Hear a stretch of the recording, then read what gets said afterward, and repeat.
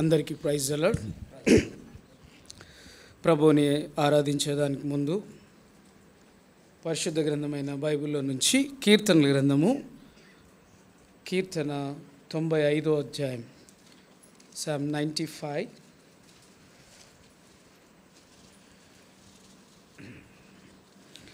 ఒకటి నుంచి మొదటి 6 వచనాలు మనందరం కలిసి చదువుకుందాం. కీర్తనలు 95వ అధ్యాయము మొదటి వచనం నుంచి 6 వచనాల వరకు బైబిల్ చదవగలిగిన వారందరూ కూడా నాతో పాటు ఏకీభవించవాలని కోరుతా ఉన్నాను. రండి, యెహోవాను గూర్చి ఉత్సాహధ్వని చేయదము, మన రక్షణ దుర్గమును బట్టి సంతోషగానము చేయదము, కృతజ్ఞతాస్తుతులతో ఆయన సన్నిధికి వచ్చేదము, కీర్తనలు పాడుచు ఆయన పేరిట సంతోషగానము చేయదము. యెహోవా మహాదేవుడు, దేవతలందరికీ పైన మహాత్యము గల మహారాజు. భూమి అగాధ స్థలములు ఆయన చేతిలోనున్నవి, పర్వత శిఖరములు ఆయనవే. సముద్రము ఆయనది, ఆయన దాన్ని కలుగజేసెను. ఆయన హస్తములు భూమిని నిర్మించెను. ఆయన మన దేవుడు, మనము ఆయన పాలించు ప్రజలము, ఆయన మేపు గొర్రెలము. 7వ వచనాన్ని కూడా చదువుకుందాం. రండి, నమస్కారం చేసి సాగిలపడదాము, మనలను సృజించిన యెహోవా సన్నిధిని మోకరించెదము. అక్కడ వరకు సరిపోతుంది. చిన్న ప్రార్థన చేసుకుందాం. మా ప్రేమ కలిగిన, కృప కలిగిన మా తండ్రి, నమ్మకం కలిగిన మా దేవా, మీ యొక్క శ్రేష్టమైన, ఉన్నతమైన, పరిశుద్ధమైన నామాన్ని బట్టి దేవా మరొకసారి మీకే వందనాలు, స్తోత్రాలయ్యా. ప్రభా, గత ప్రభు దినం నుంచి ఈ ప్రభు దినం వరకు మమ్మల్ని కాపాడినారు, మమ్మల్ని క్షమించినారు, మమ్మల్ని సజీవ లెక్కలో ఉంచినారు. అంతేకాకుండా సజీవుడైనటువంటి మిమ్మల్ని ఆరాధించేదాని కొరకై మరొకసారి మీ సన్నిధిలోకి మమ్మల్ని తీసుకుని వచ్చిన దాన్ని బట్టి మీకు వందనాలు. అలాగే ప్రభా, పాటల్లో మీరు సహాయపడ్డారు, మీ మహిమపరచబడుతూ వచ్చినారు తండ్రి. తిరిగి ప్రభా మిమ్మల్ని ఆరాధించాలనేటువంటి ఆశతో మీ వైపు చూస్తూ ఉంటుండగా మీరే మీ కృపను అనుగ్రహించండి, మీ తోడ్పాటును అనుగ్రహించండి. అలాగే ప్రభువా, మరి నన్ను కూడా జ్ఞాపకం చేసుకోండి. అయోగ్యుని, మట్టివాన్ని, నాలో కూడా అనేక బలహీనతలు ఉన్నాయి. అయినప్పటికీ నన్ను ప్రేమించి తండ్రి మీ పాద పరిచర్యలో ఉండేటువంటి భాగ్యాన్ని నాకు అనుగ్రహించిన దాన్ని బట్టి మీకు వందనాలు. అలాగే మీ ప్రజల యొక్క అవసరత కొరకు ప్రభువా, నా మాటలు, నా వాక్చాతుర్యము, నా తలంపులేమి కాకుండా కేవలం మీ ప్రజల యొక్క ప్రార్థన కొలది, వారి ఆశ కొలది తండ్రి మీరే నన్ను మీ ప్రజల మధ్యలో నిలబెడుతూ మీరే మాట్లాడుతూ రమ్మని ప్రార్థిస్తూ మరొకసారి ఇచ్చిన లేఖన భాగాన్ని బట్టి మీకే వందనాలు, స్తోత్రాలు చెల్లించుకుంటూ మా ప్రభువును ప్రియరక్షకుడైన యేసుక్రీస్తు వారి యొక్క ఉన్నతమైన, గొప్పదైన, శ్రేష్టమైన నామంలో స్తుతించి ప్రార్థించి వేడుకుంటున్నాం తండ్రి, ఆమేన్. ఈ భాగము అనేక పర్యాయములు మనం చూస్తూ వచ్చినాము. అనేక పర్యాయములు దేవుని యొక్క సేవకులు, పరిచారకులు ఈ అధ్యాయం ద్వారా మనతో మాట్లాడుతూ వచ్చినారు. ఈ మొదటి 7 వచనాలని మనం గమనిస్తే 3 భాగాలుగా దాన్ని విభజించినాడు. దేర్ ఆర్ 3 పార్ట్స్ ఉన్నాయి దాంట్లో. మొదటి 2 వచనాల్లో కూడా ఆయన్ని ఎలా ఆరాధించాలి అనే విషయాన్ని తెలియజేస్తూ వచ్చినాడు. రెండోది ఎందుకు ఆరాధించాలి, తర్వాత 3-4 వచనాలు అసలు ఆయన ఎవరు, ఆయనకున్నటువంటి ఆ క్రెడిబిలిటీ ఏంటి, అసలు ఆయనకున్నటువంటి ఆధిక్యతలు ఏంటి అనేది చెప్తూ వచ్చినాడు. అలాగే కిందికి వచ్చేసరికి 6-7 వచనాలకు వచ్చేసరికి ఆయనకి మనకున్నటువంటి సంబంధం ఏంటి అనేటువంటి విషయాలు అక్కడ మాట్లాడుతూ వచ్చినాడు. మొదటి వచనంలో అంటున్నాడు, రండి యెహోవాను గూర్చి ఉత్సాహధ్వని చేయదము. అంతేకాకుండా కృతజ్ఞతాస్తుతులతో ఆయన యొక్క సన్నిధికి మనం ఏం చేయాలంట, రావాలంట. అంతేకాకుండా అంటున్నాడు, కీర్తనలు పాడుచు ఆయన పేరిట సంతోషగానము చేయదము.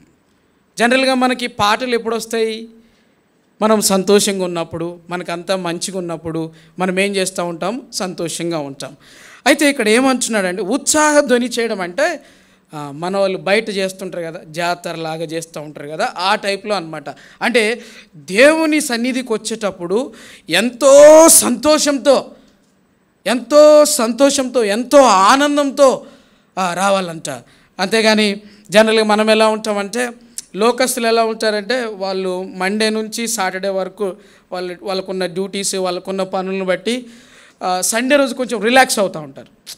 ఈరోజు సండే కదా, ఓకే కొంచెం లేటుగా లేద్దాం, కొంచెం మంచిగా వండుకొని తిందాం, కొంచెం బయటికి వెళ్దాం, వాళ్ళకి ఇలాంటి ప్లాన్స్ ఉంటాయి. అయితే మనము అలా కాకుండా మనం ఏమిటంటే మనం కూడా సోమవారం నుంచి శనివారం వరకు పని చేస్తాము. మనం డ్యూటీకి వెళ్తూ ఉంటాం. డ్యూటీ చేసే వాళ్ళకి అందరూ తెలుసు. మనం ఆఫీస్కి కొంచెం లేట్ అయినా కూడా ఇప్పుడు అంతా అదేందో వచ్చినాయి కదా, ఫేస్ రీడింగ్, రిజిస్ట్రేషన్, అటెండెన్స్ ఇవన్నీ వచ్చినాయి. కరెక్ట్గా అక్కడికి పోయి మనం పెట్టేసేయాలి. ఒక 2 రోజులు చూస్తారు, 3 రోజుల తర్వాత మనల్ని పిలుస్తారు, నువ్వు బాగా లేట్ వస్తున్నావు అని చెప్తారు, మర్యాదగా చెప్తారు. ఆ తర్వాత అవసరమైతే వాళ్ళు తీసుకునేటువంటి యాక్షన్లు తీసుకుంటారు. లోకస్తులకి ఎప్పుడు భయం ఉంటుందంటే సోమవారం నుంచి శనివారం వరకు వాళ్ళు చేసే ఉద్యోగంలో వాళ్ళకి భయం ఉంటుంది. ఈరోజు నేను లేట్ వెళ్తే బాస్ ఏమన్నా అంటాడేమో, ఈరోజు మనం చేసే పని నేను రోజు రెగ్యులర్గా లేట్ వెళ్తున్నా అనేటువంటి భయం ఉంటుంది. అయితే మన విషయానికి వచ్చేసరికి లోకానుసారంగా ఆ భయము అవసరమే. మనము ప్రతి సందర్భంలో కూడా మీకు తెలిసే ఉంటుంది కదా, పిల్పంకులు వాళ్ళు అల్లుడు ఆస్ట్రేలియా తిమోతి అంకుల్ అంటారు, ఆఫీస్కి లేట్ వెళ్ళటం కూడా పాపమేనంట.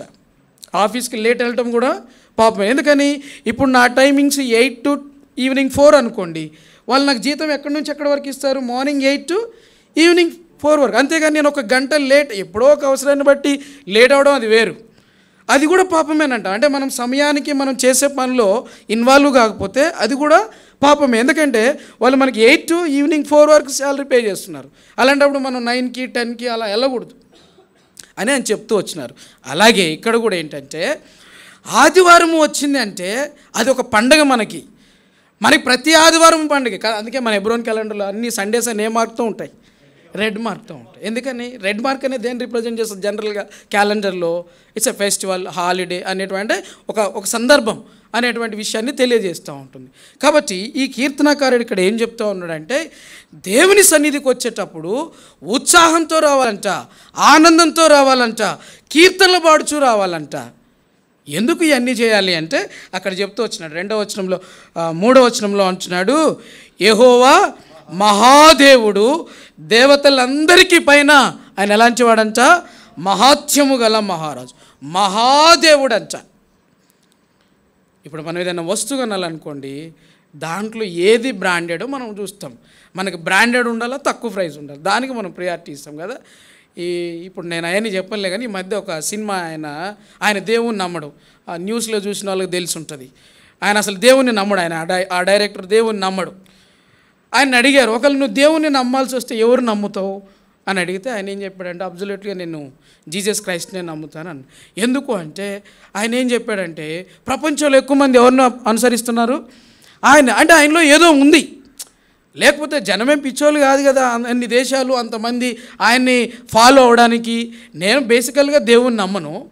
ఇన్ కేస్ ఒకవేళ నేను దేవుణ్ణి నమ్మాల్సి వస్తే ఎవరు నమ్ముతా? నేను జీసస్ నమ్ముతా. ఎందుకంటే ప్రపంచంలో ఉన్న అనేక మంది ఆయన ఏం చేస్తూ ఉన్నారు, అనుసరిస్తూ ఉన్నారు అని చెప్తా ఉన్నాడు. అలాగే ఇక్కడ ఏమంటున్నాడంటే ఆయన ఎలాంటి వాడంట, మహాదేవుడు, గొప్ప దేవుడు ఆయన. అంతేకాకుండా మహాత్యము గల మహారాజు. మహాత్యము గల మహారాజు అంటే ఆయన యొక్క పనులు మన ఆలోచనకి ఏం చేయవు, అందవు. కొన్నిసార్లు ఆయన చేసిన వాటిని బట్టి సంతోషిస్తాం, కొన్నిసార్లు ఆయన చేసిన వాటిని బట్టి దుఃఖపడతాం. కారణం ఏంటంటే మనకున్న జ్ఞాన పరిధిని బట్టి. ఇప్పుడు మన పిల్లలు ఉంటారు, పిల్లలు అడిగినవి మనం కొనిస్తామా, వాళ్ళకి అవసరమైనవి మనం కొనిస్తామా? Which is the right? అవసరమని కదా. అలాగే దేవుడు కూడా మనకు అర్థం కాక మనకున్న జ్ఞానాన్ని బట్టి మనం అనుకున్నాడు జరిగింది అనుకోండి, అమ్మయ్య దేవుడు నా ప్రార్థన ఉన్నాడు, నాకు అంత మంచి జరిగింది అని సంతోషంగా చెప్తాం. మనం ప్రార్థన చేసినా మనం అనుకున్నట్టు జరగకపోయినా మనం డిసప్పాయింట్ అవుతాం. అరే ఏంటి దేవుడు ఇలా చేసినాడు, మనం ప్రార్థన చేసినా ఇలా అయిపోయింది ఏంటి, ఎట్లా జరిగిందేంటి, అనేక దినాలుగా నేను ప్రార్థన చేశాను కదా అనేలాగా ఉంచాం. ఈ మహాత్యము కలిగినటువంటి దేవుని యొక్క కార్యాలు ఎలా ఉంటాయంటే మన ఆలోచనకు అందవవి. అలాంటి గొప్ప దేవుడు ఈయన మహాదేవుడు, అంతేకాకుండా మహాత్యము గల మహారాజు, అంతేకాకుండా 96లో ఉంటాడు చూడండి. ఎక్కడ దేవతలందరికంటే 4వ వచనంలో ఉన్నాడు చూడండి. యెహోవా మహాత్యము గలవాడు,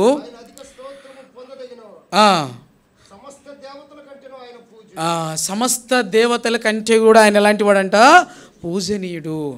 మన దేశంలోనే 33 కోట్లు ఉన్నారంట. చిన్నప్పుడు నేను చదువుకునేటప్పుడు ఉండే 33 కోట్ల దేవతలు ఉన్న ఈ దేశంలో పేదవాడికి తినడానికి అన్నం లేదని ఏదో ఒక కవి రాసినాడు అట్లా కదా.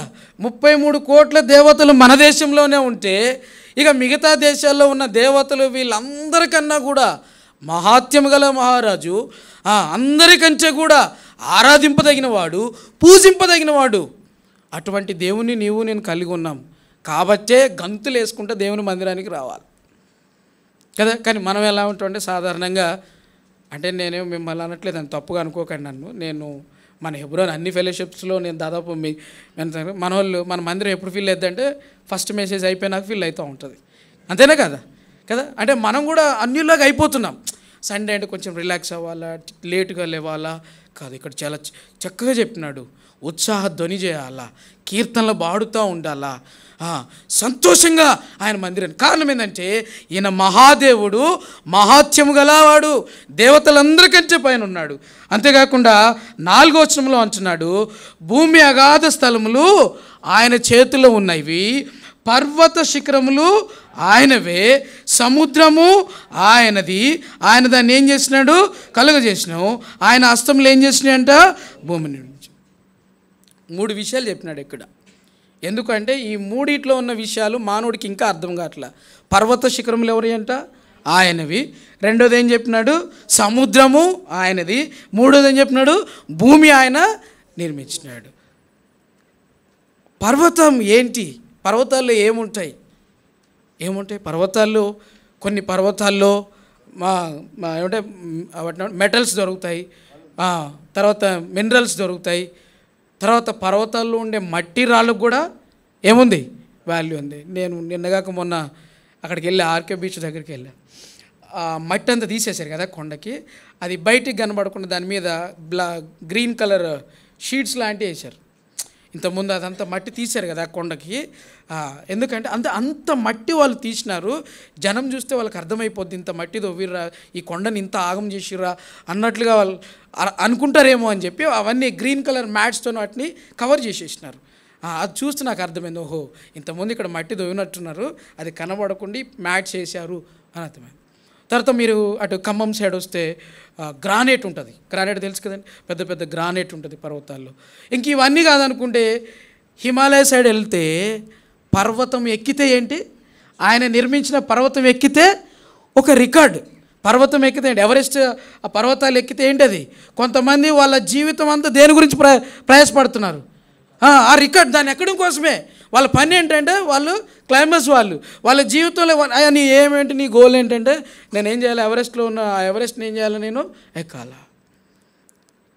అంత గొప్పది పర్వతం, మనకు అర్థం కాదు. అంత పర్వతాల్లో చాలా విషయాలు ఉన్నాయి. అది ఎవరికి తెలుస్తుందండి, కేవలం వాటిని స్టడీ చేసే వాళ్ళకే తెలుస్తుంది. పర్వతంతో పోలిస్తే మన జీవితం చాలా చిన్నది. ఎన్నో ఉన్నాయి పర్వతాల్లో మనకు అర్థం కాని విషయాలు. కొన్ని చోట్ల గ్రానైట్స్ దొరుకుతాయి, కొన్ని చోట్ల మినరల్స్ దొరుకుతాయి, కొన్ని చోట్ల మెటల్స్ దొరుకుతాయి. చివరికి ఆ మట్టి కూడా వాల్యూ కదా, ఇల్లు కట్టుకునే వాళ్ళకి తెలుస్తుంది మట్టి వాల్యూ కదా. అట్లా అనమాట. పెద్ద పెద్ద ఫ్లైఓవర్స్ వేసేటప్పుడు టన్నుల కొద్దీ మట్టి తీసుకొచ్చి పోతారు ఇట్లా ఆ కొండలన్నిటిని తవ్వేసి. అంటే అంత విలువైనవి పర్వతాలు. ఎన్నో జీవరాశులు ఉంటాయి, ఎన్నో వృక్షాలు ఉంటాయి ఆ పర్వతాలు.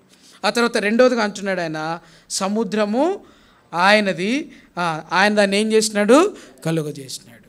ఇక సముద్రం గురించి మీరే నాకు ఎక్కువ చెప్పాలి, నాకంటే మీకే ఎక్కువ తెలుసు. మీరు ప్రజెంట్ సముద్రంలో ఓన్లీ నీళ్ళే కాదు, భూమి మీద ఉండే జీవరాశుల కన్నా సముద్రంలో ఉండే జీవరాశులే ఎక్కువ. అంతేకాకుండా మనం యూజ్ చేసుకునే పెట్రోల్, డీజిల్ అవన్నీ ఎక్కడి నుంచి వస్తాయి, సముద్రం యొక్క అడుగు భాగాల్లో నుంచి వాటిని ఏం చేస్తారు, తీస్తారు. అంత గొప్పది. ఒక 1 వీక్ పెట్రోల్ బంక్స్ అన్ని బంద్ ఉన్నాయి అనుకోండి వైజాగ్లో, ఇక అందరూ వాకింగ్ మొదలు పెడతారు కదా. అంటే అంత విలువైనటువంటి వాటిని దేవుడు మనకు సమకూర్చినాడు. సముద్రం ఆయనది. ఈ మధ్య మీరు చూసే ఉంటారు కదా, ఒక 2 సంవత్సరాల క్రితము టైటానిక్ ఎక్కడైతే మునిగిపోయిందో ఆ ప్లేస్కి వెళ్ళాలని ఒక 5గురు ఒక్కొక్క టికెట్ ₹1,00,00,000 కొని ఒక సబ్మెరైన్లో వాళ్ళు కిందికి వెళ్తున్నారు. ఆ కిందికి వెళ్ళే ప్రాసెస్లో ఆ ప్రెషర్కి ఆ సబ్మెరైన్ ఏమైపోయింది, బ్లాస్ట్ అయిపోయింది. పోయి ఈరోజు వరకు వాళ్ళ బాడీలు ఏం చేయలేదు, దొరకలేదు. సముద్రం యొక్క విలువ ఎవరికి తెలుస్తుంది అంటే ఆ సముద్రం గురించి స్టడీ చేసేటువంటి సైంటిస్టులు ఎవరైతే ఉన్నారో వాళ్ళకే తెలుస్తుంది. సైన్స్ ఏంటి అసలు? సైన్స్ ఏం చెప్తుందంటే ఈ సృష్టి యొక్క రహస్యాన్ని తెలుసుకునే ప్రయత్నం చేస్తూ ఉంది. ఈ పర్వతం ఎలా వచ్చింది, ఈ వాటర్ ఎలా వచ్చినాయి, ఈ జీవరాశులు ఇందులో ఎలా ఉండగలిగినాయి అనే విషయాన్నే తెలుసుకునే ప్రయత్నం చేస్తుంది సైన్స్. అంతేగాని సైన్స్ ఎక్కడ క్రియేషన్ ఏం చేయలేదు, అది క్రియేట్ చేయలేదు. మనం దేవుడేమో ఇవన్నీ ఆయన ఒక్కడే కలుగు చేసినాడు. మనం గట్ల హాస్పిటల్కి వెళ్తే మన బాడీలో ఉన్నదానికి కదా డెర్మటాలజిస్ట్ ఉంటాడు, కార్డియాలజిస్ట్ ఉంటాడు, డెంటిస్ట్ ఉంటాడు. ఒక్క బాడీకి ఇంతమంది డాక్టర్లు కదా. అలాంటిది ఈ సృష్టిలో కూడా పర్వతాల గురించి ఎవరిని అడగాలంటే ఎవరైతే వాటి గురించి స్టడీ చేస్తున్నారో వాళ్ళే చెప్తారు దాంట్లో ఏం దొరుకుతాయి. సముద్రం గురించి మనం ఏదో పోయి కాసేపు ఎంజాయ్ చేసి వస్తాం, సాయంత్రం పూట పోయి మనకు తెలియదు దాంట్లో ఏముందన్నది, ఇంకా ఎక్కువ విషయాలు. దాని గురించి అసలు అది ఎలా ఉంటుంది, ఆ లోపల వచ్చేటువంటి భయంకరమైనటువంటి తుఫాన్లు ఏంటి, దాన్ని ఎలా ట్రావెల్ చేయాలా, ఒక సముద్రంలో ఒక 1000 కిలోమీటర్ల దూరం ప్రయాణం చేయాలంటే ఎలాంటి జాగ్రత్తలు తీసుకోవాలా, ఎలా వెళ్ళాలి, ఎలా ఉండాలి, అక్కడ ఏం దొరుకుతాయి, ఈ విషయాలన్నీ ఎవరికి తెలుసు అంటే దాని మీద దానికి సంబంధించిన వాళ్ళు ఎవరైతే ఉంటారో వాళ్ళకే తెలుస్తుంది. అంతేకాకుండా అక్కడ చెప్తూ వచ్చినాడు 5వ వచనంలో, భూమి సముద్రం ఆయనది, ఆయన దాన్ని కలుగజేసిన, ఆయన హస్తంలో ఏం చేసినాయి అంట, భూమిని నిర్మించిన. మన నిత్య జీవితంలో కావలసిన అన్ని అవసరాలు కూడా ఈ సముద్రము, భూమి, వీటి నుంచే మనం తీసుకుంటున్నాం. మనకు కావాల్సిన మెటల్స్ అన్నీ మనం భూమిలో నుంచే. అలాగే కోల్ తెలుసు కదా, కరెంట్ ప్రొడక్షన్కి మనం కోల్ యూజ్ చేస్తాం. ఇవన్నీ ఈ మినరల్స్ అన్నీ, ఈ మైన్స్, ఇవన్నీ కూడా మనం భూమిలోంచి తీసుకుంటున్నాం. గోల్డ్ గురించి స్టడీ చేసానికి కోల్ గురించి తెలియదు, కోల్ గురించి స్టడీ చేసానికి గోల్డ్ గురించి తెలియదు, అలాగే ఐరన్ గురించి స్టడీ చేసానికి గోల్డ్ గురించి తెలియదు. ఇలా మానవుని యొక్క జ్ఞానానికి అతీతము ఆయన యొక్క సృష్టి. అంత గొప్ప దేవుని నువ్వు నేను కలిగి ఉన్నాం కాబట్టే సంతోషంగా రావాలి, కీర్తనలు పాడుచూ రావాలా, ఉత్సాహధ్వని చేస్తూ రావాలా. పర్వతములు ఆయనవి, సముద్రము ఆయనది, భూమిని ఆయన నిర్మించినాడు. ఈ మూడింటితో పోలిస్తే మన జీవితం చాలా చిన్నది. ఇప్పుడు అంటున్నాడు ఇంత గొప్ప దేవుడు మనకేమయ్యాడంట, 6వ వచనంలో అంటున్నాడు చూడండి, ఆయన మన దేవుడు. ఇదే కీర్తనలో 100లో అంటాడు చూడండి, 100 అక్కడ 3వ వచనంలో అంటాడు, యెహోవాయే దేవుడని తెలుసుకొనిడి, ఆయనే మనల్ని ఏం చేసినాడంట, పుట్టించెను, మనము ఆయన వారము, మనము ఆయన ప్రజలము, ఆయన మేపు, ఆయన మనలను పుట్టించినాడు. ఈ సృష్టినంతా నిర్మించడం ఒక ఎత్తు అయితే మళ్ళీ మనల్ని నిర్మించడం ఒక ఎత్తు. ఇంత మనకంటే గొప్పదైన సముద్రం, మనకంటే గొప్పదైన పర్వతం, మనకంటే గొప్పదైన భూమి, వీటన్నిటినీ ఆయన నోటి మాటతో ఏం చేసినాడు, సృష్టించినాడు. కానీ మన దగ్గరకు వచ్చేసరికి తన స్వహస్తాలతో ఏం చేసినాడు, నిర్మిస్తూ వచ్చినాడు. ఎంత జాగ్రత్త తీసుకున్నాడంటే మనం ఎవరి పోలిక, దేవుడు తన స్వరూపమందు తన పోలిక చొప్పున నరులను ఏం చేసినాడు, ఆయన సృజించినాడు. అందుకే అక్కడ కీర్తన 139 అనుకోండి చూడండి, కీర్తన 139లో అంటాడు కదా,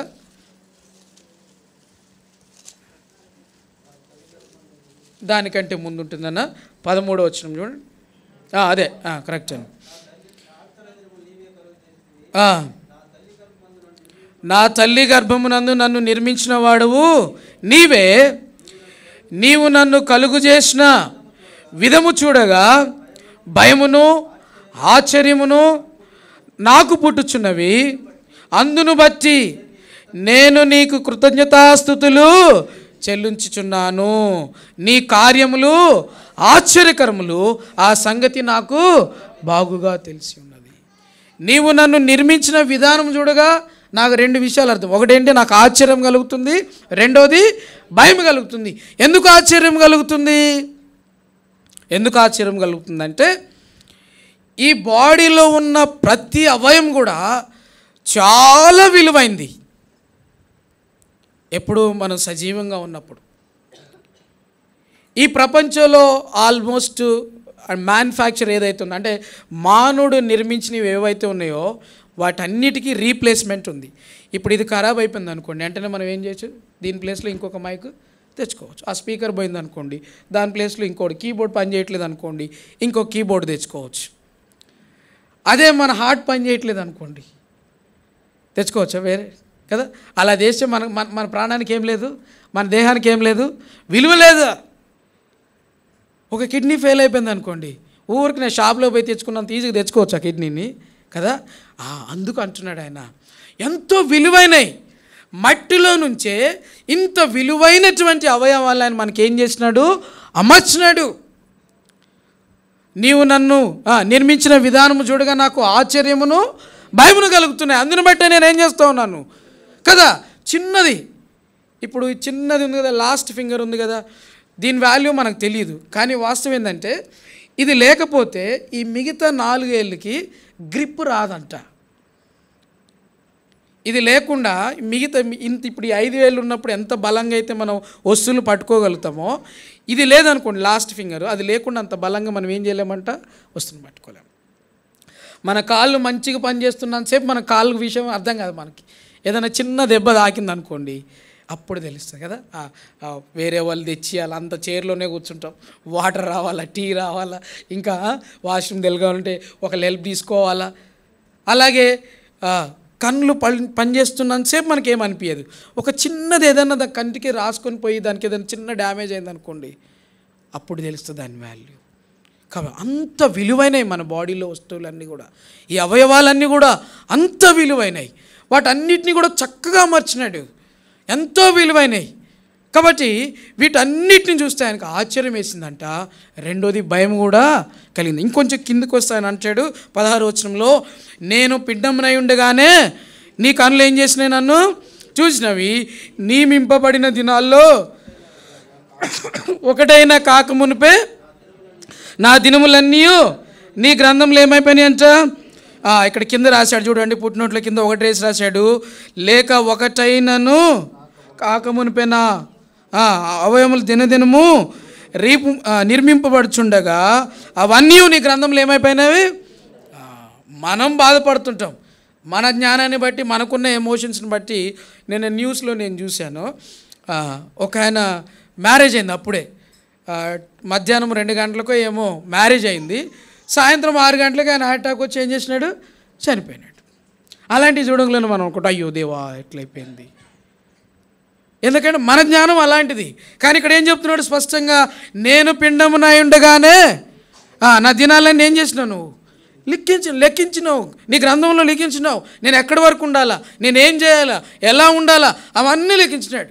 మనకున్న సెంటిమెంట్స్ని బట్టి మనం ఫీల్ అవుతూ ఉంటాం, అరే మొన్ననే మ్యారేజ్ అయింది, లేకుంటే పాపం మొన్న వాళ్ళకి పిల్లలు అయినారు, అరే అట్లనే మొన్ననే ఆయన ఉద్యోగంలో జాయిన్ అయినాడు, మొన్ననే చాలా యంగ్ అయినా, మరి అట్లా ఎందుకు జరిగిందో మనకు తెలియదు అని మనం బాధపడుతూ ఉంటాం. కానీ ఆల్రెడీ దేవుడు చెప్తూ వచ్చినాడు, ఇక్కడ దావీదు రాస్తూ వచ్చినాడు, నేను పిండమునైండుగా నీ కళ్ళు నన్ను చూసినవి, నియమింపబడిన దినాల్లో ఒకటైనా కాకమునిపే నా దినములన్నీ కూడా నీ గ్రంథంలో ఏం చేయబడ్డాయి, లెక్కించబడ్డాయి. ఇంత గొప్ప దేవుణ్ణి నీవు నేను కలిగి ఉన్నాం. ఆయన మనం చూస్తూ వచ్చినాం కదా, మొదటగా ఆయన ఎలాంటి వాడంట, మహాదేవుడు. నీవు నేను కలిగి ఉన్నటువంటి దేవుడు అంత సాధారణమైనటువంటి దేవుడు కాదు, అంత గొప్ప దేవుడు. దేవతలందరికంటే ఆయన ఎలా ఉన్నాడంట, పైన ఉన్నాడు. సృష్టి మొత్తము ఆయన ఆధీనంలో ఉంది. సముద్రం ఆయనది, భూమి ఆయనది, పర్వతాలు ఆయనవి.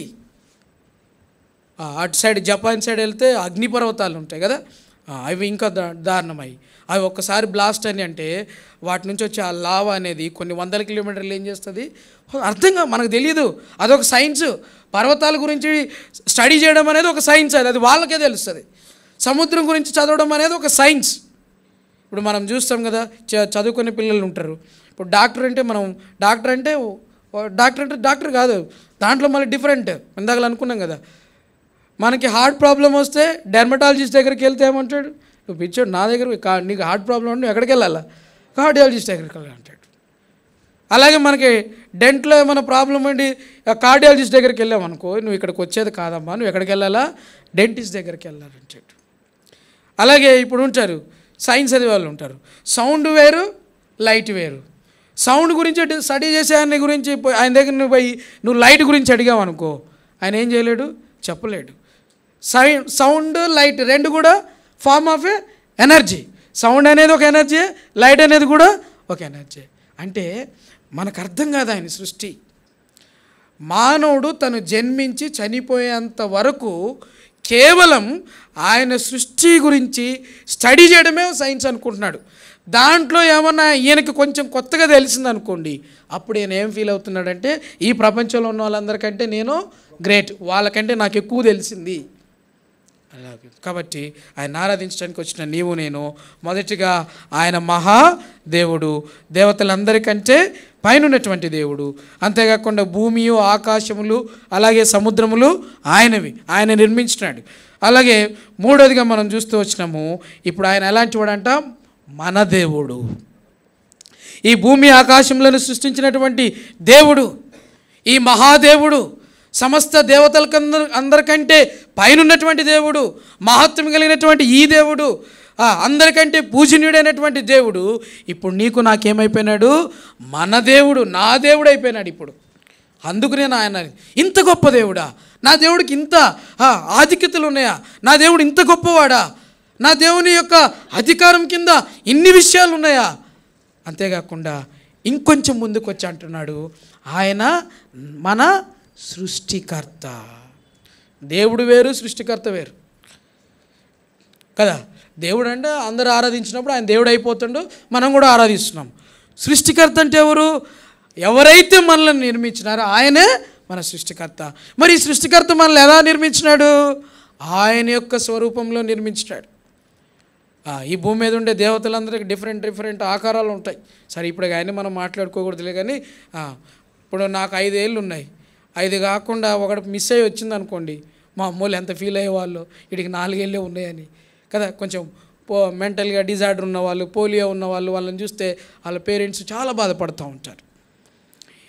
5 కన్నా ఎక్కువ ఉండకూడదు, 5 కన్నా తక్కువ ఉండకూడదు. 5 కన్నా ఎక్కువ ఉన్న ప్రాబ్లమే, 5 కన్నా తక్కువ. అంత కరెక్ట్గా సెట్ చేశాడు మనల్ని. మనం ఆయన పోలిక. ఈయన చూస్తే అచ్చం వాళ్ళ నాన్నలాగా ఉన్నాడు, ఈ పాప వాళ్ళ అమ్మలాగా ఉంది అంటుంటాం కదా. మనము మన దేవుడి పోలిక, మనం ఆయన యొక్క రూపంలో మనం నిర్మించాడు. అందుకే ఆ కీర్తనకారు 139లో అంటున్నాడు, నీవు నన్ను నిర్మించిన విధానం చూడగా నాకు భయమును ఆశ్చర్యం కలుగుతుంది. కారణం ఏంటంటే మీరు ఎలా ఉన్నారో అలా నన్ను నిర్మించుకున్నారు. ఆయన దేవుడు కాబట్టి ఆయనకు ఒక 5 చేతులు, మనం మనుషులం కాబట్టి మనకు 2 చేతులు, అట్లేం పెట్టలేదు ఆయన. మనకెన్ని ఉన్నాయో ఆయనకు కూడా అంతే. కాకపోతే ఆయన యొక్క గొప్పతనాన్ని బట్టి, ఆయన యొక్క పరిశుద్ధతను బట్టి మనం ఆయన చూడలేము. కానీ బేసికల్ స్ట్రక్చర్ ఏంటంటే మనం ఎలా ఉన్నామో మన దేవుడు కూడా అలాగే ఉన్నాడు. అందుకే ఆయన మన దేవుడు, ఆయన మనల్ని పుట్టించినాడు, ఆయన మన సృష్టికర్త. ఇటువంటి దేవుని కలిగి ఉన్నాము. సృష్టించి వదిలేసినాడా? లేదు కదా. ఆ యొక్క ఆదాము అవ్వ ద్వారా వచ్చినటువంటి అవిధేయత ద్వారా వచ్చిన పాపమును బట్టి మనం ఆయనకు దూరస్థులం అయిపోయినప్పుడు మళ్ళా తన ప్రియకుమారుడైనటువంటి యేసుక్రీస్తు వారిని ఈ లోకానికి పంపించి ఆ కలవరి శిలువపై ఆయన్ని బలిగా అర్పించడం ద్వారా మన యొక్క పాపం నిమిత్తము ఆయన్ని బలిగా అర్పించి ప్రాయశ్చిత్తం చేసి మరలా నిన్ను నన్ను, ఆయన స్వరూపంలో ఉన్నటువంటి నిన్ను నన్ను, ఆయన పిల్లలంగా చెప్పబడుతున్నటువంటి నీవు నేను కోల్పోయి పడిపోయి ఆయనకి దూరస్థులం అయిపోయినప్పుడు మరలా క్రీస్తు యేసు ప్రభులో మనల్ని ఏం చేసినాడు? ఆయన సమకూర్చినాడు. దేవుడిగా తన బాధ్యత నెరవేర్చుకున్నాడు, సృష్టికర్తగా తన బాధ్యత నెరవేర్చుకున్నాడు.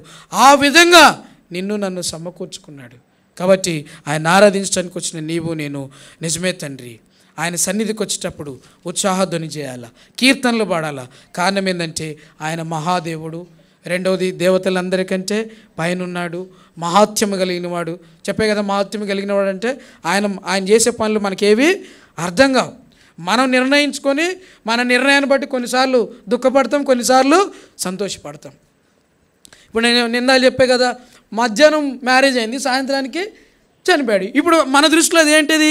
ఒక పెద్ద ఇన్సిడెంట్, అయ్యో ఇంత ఘోరం జరిగిపోయిందా అని మనం. అయితే ఇక్కడ ఏమంటున్నాడు? నేను పిండమునై ఉండగానే నీ కళ్ళని చూసినాయి, నియమింపబడిన దినాల్లో ఒక్కటైనా కాకమునిపే నా దినములన్నీ ఏం చేయబడ్డాయి? లెక్కించు. ఆ సంగతి మనకు తెలియదు. మనకి ఎన్నో ప్లాన్స్ ఉంటాయి. ఈ భూమి మీద ఉంటాం కాబట్టి మానవులుగా మనకి ఎన్నో ప్లాన్స్ ఉంటాయి. మళ్ళీ ఆ విషయం మనకు తెలిసినా కూడా మనం బ్రతకలేము ప్రశాంతంగా.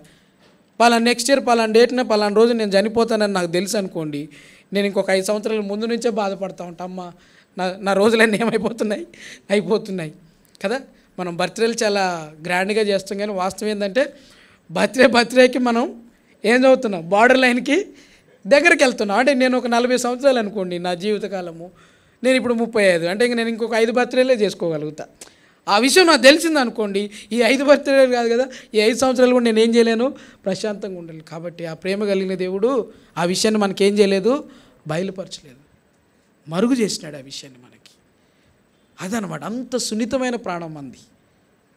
కాబట్టి ఆయన ఆరాధించడానికి వచ్చిన నీవు నేను, సృష్టికర్త, పర్వతములు ఆయనవి, సముద్రము ఆయనది, భూమి ఆయన నిర్మించినాడు. ఇంత గొప్ప దేవుడు ఇప్పుడు మనకేమైనాడు, దేవుడైనాడు, తండ్రి అయినాడు, సృష్టికర్త అయినాడు. కాబట్టి సృష్టికర్తగానే మిగిలిపోలే ఆయన. మరలా పాపమును బట్టి ఆయనకు దూరం అయిపోయినటువంటి మనలను మరలా సమకూర్చుకునే దాని కొరకై తన ప్రియకుమారుడైనటువంటి యేసుక్రీస్తు వారి ద్వారా, ఎంత పాపం యొక్క తీవ్రత ఎంత గొప్పదంటే, యేసు ప్రభువారు కాకుండా ఇంకెవరన్నా ఆల్టర్నేట్ ఉంటే ఖచ్చితంగా దేవుడు ఏం చేసేవాడు, వాళ్ళని పంపించేవాడు. మన యొక్క పాపముల నుంచి మనం ప్రాయశ్చిత్తం పొందాలి అనుకుంటే యేసు ప్రభువారు కాకుండా ఇంకెవరన్నా, ఇంకొక ప్రవక్తను ఎవరినన్నా పంపిస్తే ఈ భూమి మీద ఉన్న వారందరినీ నేను రక్షించవచ్చు అని దేవుడు అనుకుని ఉంటే ఖచ్చితంగా ఆయన వాళ్ళనే పంపించేవాడు.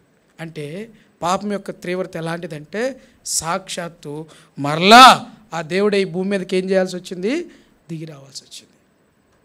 ఆయన దేవుడు కాబట్టి నిన్ను నన్ను ఏదో మ్యాజిక్ చేసి నీ యొక్క నా యొక్క పాపం నుంచి రక్షించలేదు. ఆయన ప్రాణం పోసిన దేవుడు మరలా ఆ ప్రాణాన్ని సమకూర్చేదాని కొరకై తన ప్రాణాన్ని ఏం చేసినాడు, అర్పిస్తూ వచ్చినాడు బలిగా. అందుకే కదా వాళ్ళేమో సిలువేసేటప్పుడు విర్రవీగుతూ ఉంటారు, నువ్వు దేవుడు అయితే దిగిరా, నువ్వు దేవుడు అయితే తండ్రికి ప్రార్థన చేయి, మీ దగ్గర దోతలు ఉన్నారన్నావు కదా, వాళ్ళు వస్తారు, లేకుంటే ప్రవక్తలు వస్తారు, నిన్ను కాపాడతారంటే ఆయన చెప్పిన మాట తెలుసు కదా. మనం పోయిన నెలలో చేసాం కదా గుడ్ ఫ్రైడే. మొట్టమొదటి మాట, తండ్రి వీరేం వాళ్ళకి తెలియదు. నిజమే, మూర్ఖులు మనం. మన పాపం యొక్క తీవ్రత మనకు తెలియదు, ఆయన ఎందుకు సిలువేస్తున్నావో మనకు తెలియదు, ఆయన ఎందుకు అంతగా హింసింపబడుతున్నాడు మనకు తెలియదు. అంత భయంకరమైనటువంటి వేదన అనుభవించి కూడా, తండ్రి వీరేం చేయుచున్నారో వీరు ఎరగరు కనుక వీరిని ఏం చేయి, క్షమించు. అంత త్యాగం చేసినాడు, ప్రాణం పోసి మళ్ళా ప్రాణం అడ్డు వేసినాడు. అంటారు కదా పెద్దవాళ్ళు, తల్లిదండ్రులు అంటారు, పిల్లల మాట వినకపోతే నా రక్తం ధారపోసి నేనేం చేసినరా, పెంచినా. ఎంత కష్టపడ్డా నీకు తెలుసారా, నువ్వు చిన్నప్పుడే ఉన్నప్పుడు నేను ఎంత కష్టపడ్డా నీకు తెలుసా, నేను ఎంత బాధపడి నేను పెంచానో తెలుసా, ఎంత పోషించానో నీకు తెలుసా అని చెప్పి ఎమోషనల్గా ఏడుస్తూ ఉంటాం వాళ్ళ ముందు, వాళ్ళు మన మాట విన్నప్పుడు. అంతకంటే భయంకరమైన వేదన ఆయన పొందినాడు, అవమానం పొందినాడు, అన్యాయ తీర్పు పొందినాడు, మెంటల్గా, ఫిజికల్గా, అన్ని విధాలుగా ఆయన టార్చర్ చేసినారు. ఆ రక్షణ యొక్క విలువ తెలిస్తే గంతులు వేసుకుంటే దేవుని మందిరానికి ఏం చేస్తాం, మనం వస్తాం. ఉత్సాహ ధ్వని, కీర్తనలు పాడుచు, సంతోషగానముతో ఆయన సన్నిధిలోకి మనం ఏం చేస్తామో వస్తాం. కాబట్టి ఆయన ఆరాధించడానికి వచ్చిన నీవు నేను కూడా, నిజమే తండ్రి, మహాదేవుడవు, గొప్ప దేవుడవు, మహాత్యం కలిగినటువంటి వాడవు. ఈ సృష్టిలో ఒక చిన్న జీవిని ప్రభువా, నేను ఈ సృష్టికి నాకంటే గొప్ప విషయాలు ఎన్నో ఉన్నాయి. ఈ సృష్టిలో భూమి నాకంటే విలువైంది, పర్వతాలు నాకంటే విలువైనవి, సముద్రం నాకంటే విలువైంది. వీటన్నిటిని నిర్మించిన నీవు మరలా ప్రభువా నాకు తండ్రిగా, నాకు దేవుడుగా, తండ్రి మీ స్వరూపంలో నన్ను నిర్మించుకున్నారు. తండ్రి మీ స్వరూపం నాకు దేవుడిగా ఉన్నారు, నాకు సృష్టికర్తగా ఉన్నారు. అంతేకాకుండా మీ స్వరూపంలో నిర్మించబడిన నేను, పాపం లేకుండా నిర్మించబడిన నేను, అవిధేయతను బట్టి పాపం ద్వారా నాకు వచ్చినటువంటి నిత్య నరకము నుంచి నన్ను తప్పించేదాని కొరకై మరలా మీ ప్రాణాన్ని ధారపోసి ఆ కల్వరి సిలువలో మీ రక్తాన్ని అంతా చిందించి నా ప్రాణానికి బదులుగా మీ ప్రాణాన్ని అర్పించి నాకు ఇచ్చిన ఈ రక్షణను బట్టి, నాకు ఇచ్చిన ఈ రాజ్యాన్ని బట్టి, నాకు ఇచ్చిన ఈ ఆధిక్యతను బట్టి మీకే వందనాలు, స్తోత్రాలయ్యా అని చెప్పి ఆయన మనం ఆరాధిస్తాం.